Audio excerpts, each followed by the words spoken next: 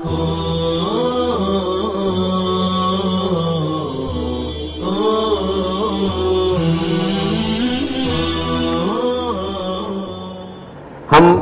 تجوید کے لیے قاری قمر الدین صاحب کے پاس ہمارا گھنٹہ تھا، حفظ میں پہلا سال تھا میں.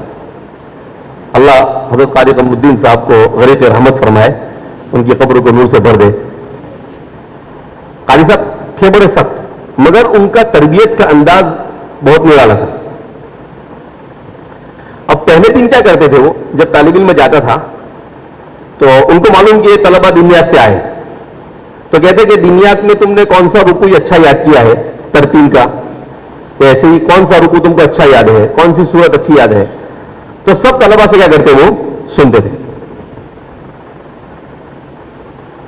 اب سب کے سنتے سنتے میری باری آئی، 9 سال کی عمر رہی ہوگی میری. تو کہا،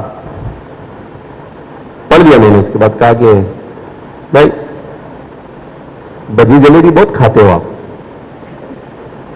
ٹھنڈا زیادہ استعمال کرتے ہو، آج سے ٹھنڈا نہیں کھائیں گے. اسی انداز میں آج سے بھجی جلیبی کی دکان کے پاس دکھنا نہیں چاہیے میرے کو. میں کہا ٹھیک ہے سر. تو تھوڑی سی آواز صحیح ہوئی، اس نے کہ چھوڑ دیا. اس کے بعد 2-4 دن کے بعد کہا کہ ایک کام کرو تم. میں نے کہا جی حضرت. تو کہا کہ وہ بتاشا منگاؤ. دیکھو کیسے یہ ہمارے پرانے معلمین کیسے ہوتے تھے. کہا کہ بتاشا منگاؤ. میں پہلی بار سنا بتاشا کس کو کہتے ہیں، ہم گجراتی لوگ. قاری صاحب نے بولا بتاشا، تو وہاں تو میں نے ان کو بول دیا کہ جی حضرت انشاءاللہ. وہ میں بازو والے کو پوچھتا ہوں، مطلب بھائی یہ بتاشا کیا ہوتا ہے؟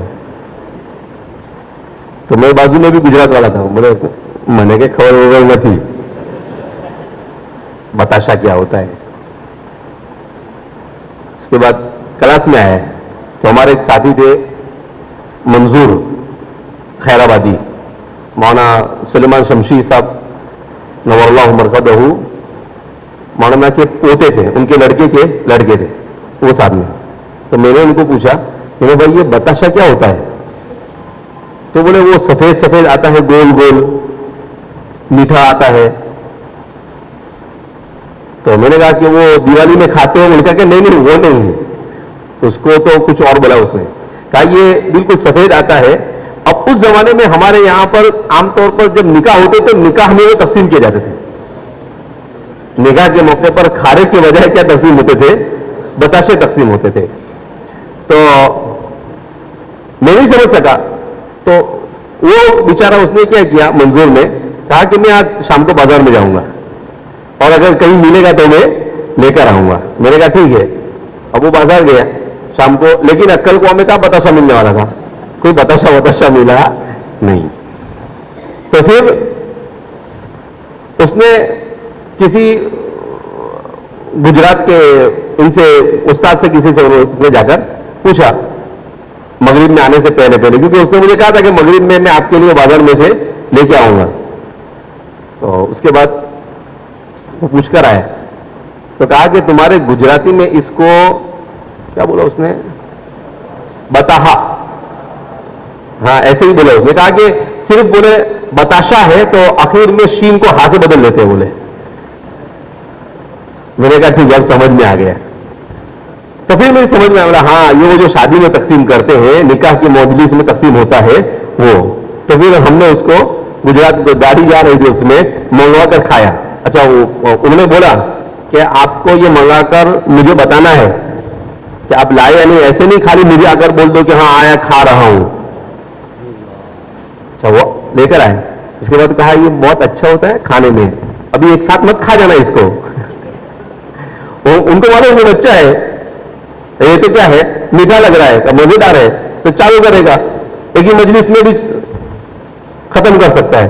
تو کہا اس کو روزانہ صبح میں کھانے کا، شام کو ایک کھانے کا، دوا سمجھ کے کھانے کا. میں نے کہا ٹھیک ہے. اس کے بعد وہ آواز صحیح ہو گئی. اس کے بعد پھر تھوڑے دن کے بعد ایک بیماری کا علاج کیا انہوں نے. اس کے بعد تھوڑے دن کے بعد کہا کہ تمہاری سانس اتنی سی ہے. एक आयत भी मुश्किल से पढ़ पाते हो, आगे तरतील पढ़ने के लिए तो सांस अच्छी होनी चाहिए, लंबी। मैंने कहा कि अभी बताशे से आवाज तो सही हुई है, अभी सांस के लिए भी चलो अच्छा है, कुछ अच्छा खाने को मिलेगा। अपने खुश हो गए, बोला चलो बताशा नहीं तो कुछ दूसरा आएगा। तो मुझे बोले कि एक रुमाल लो और फजर की नमाज कारी साहब पढ़ाते थे, वो जहां पर वालिद साहब का भी दफ्तर है वहां पर मस्जिद थी, जिसको बाद में मस्जिद सुलेमानी कहते थे, कारी सुरमान साहब वहां पर बैठते थे इसलिए। तो